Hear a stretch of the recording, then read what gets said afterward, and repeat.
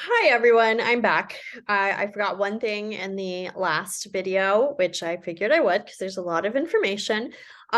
When you have transition goals for a student who is 14 or older, you also have to do progress reports for those transition goals every time that you do your other progress monitoring. So at least every grade card time, the transition progress reports are a little bit different, not quite as time consuming, and you don't have the same level of data. So for this, we have that she is going to attend a 2 or 4 year post-secondary institution. And I had that, I think 3 times a year, we were going to do this. So I have my transition service or activity.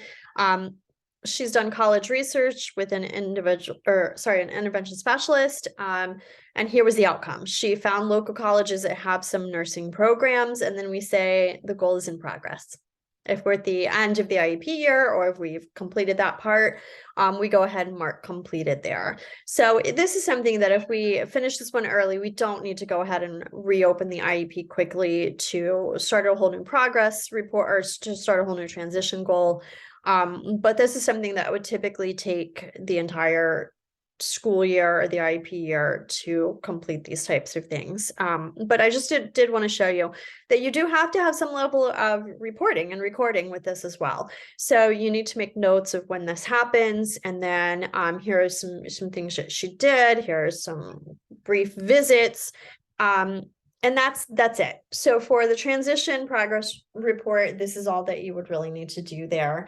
And then these get sent home with parents. And in a lot of cases, these you send home with students. If you know a student's not going to get them home, you stick them in the mail. So I had a student who, every time I handed him his progress reports, he would try to, lay them directly into the recycling bin beside me. And so the rule was they have to leave my classroom. You have to at least take them out of the room with you. And I would typically, he was in high school, and so I would usually give him a copy because as a high school student, I would go over everything with him, and I had my students write their IEP's drafts with me.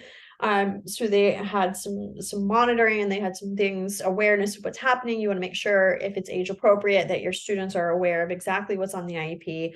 Especially with high school students, they should be getting into some self-advocacy things. So you want to make sure that they know what's on it and they understand it. I have some students who really don't care, and they'll say, I don't care, I trust you, put whatever you want on there, or I just want to do this after high school, so just write something about that.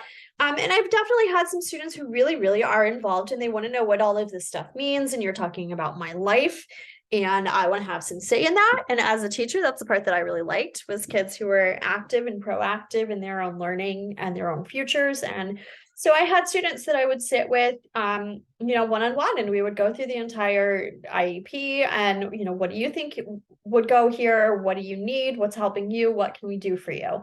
So depending on the student's level of comprehension and how much they want to be involved with the process there, you would definitely want to share this information with them and explain to them what's happening.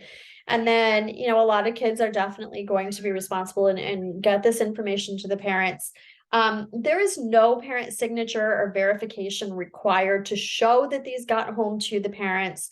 Typically, you would have to keep something in your files at school as well. Again, with your district, it's got to be in hard copy somewhere. Usually ours was central office. They wanted us to send the final one at the end of the year for every student to be filed at central office. We also kept a building copy, so if something would come up, one of our building level administrators could pull it from the filing cabinet there.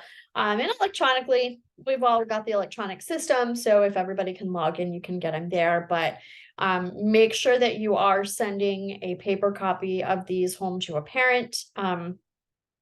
If they request an electronic copy in an email, that's something that you typically can do, but keep in mind that these are confidential documents, and you've got those FERPA, federal protection and education document rules that apply. So again, check with your administrators to make sure it's okay if parents have requested it that way.